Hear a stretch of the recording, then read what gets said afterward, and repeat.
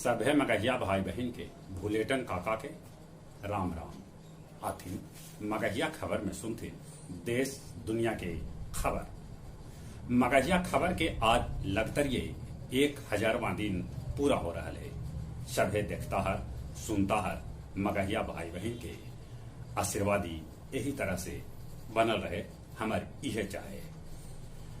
आज देश के 15वां राष्ट्रपति के रूप में शपथ लेतन द्रौपदी मुर्मू। अब लइकन हिंदी में भी MBBS के पढ़ाई कर सका है।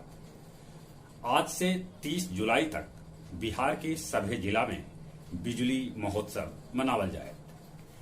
केरल के बाद अब दिल्ली में भी मंकी पॉक्स के एगो मरीज भेटाए।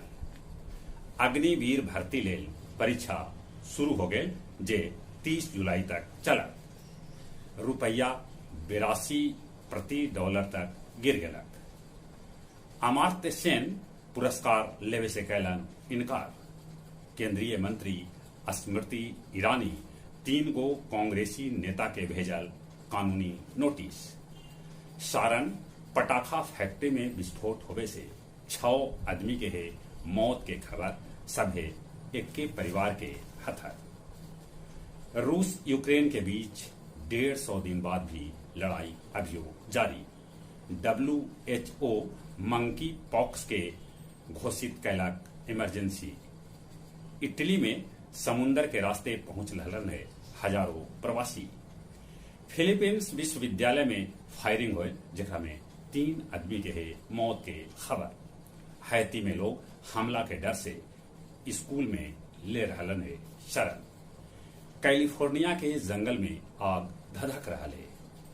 हिंदुस्तान आवामी मोर्चा सेकुलर के 7वां स्थापना दिवस के अवसर पर पूर्व मुख्यमंत्री जीतनराम मांझी कहलका कि नीतीश जबले NDA में हथन वो उनकर साथे हथन।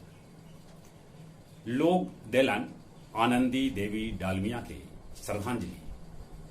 खलील अहमद ओलाई के लिखल किताब के कैल गेल कल विमोचन। लोग अबुल ओला के किताब के बहाने कैलन याद। अब कुछ खेल के समाचार। भारत वेस्ट इंडीज के दूसरका वनडे मैच में हरा के सीरीज 2-0 से जीत लेलक। अक्षर पटेल 35 गेंदा में नवाज 64 रन के पारी खेललक।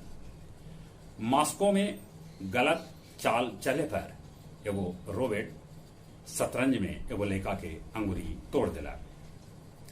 अमित पंघाल और लवनीना लगौलन गोल्डन पंच। दोसरका टेस्ट में पाकिस्तान के खिलाफ श्रीलंका बनौलक 6 विकेट पर 315 रन। जहां तक मौसम के सवाल है, अब आसमान में बदरी है, जब कभी धूप भी आ जाए। बाकी अबले नदी अहरा पोखरा सब के सब सुखल है। देश में कहूं कहूं बाढ़ भी है। इन्हें कोरोना भी धीरे धीरे अपन गोड़ पसार रहा है। कोरोना से बचे ले मुंह और नाक पर मास्क जरूर लगाते। चलिए एक बार फिर से अपने सभे के भूलेटन काका के राम राम।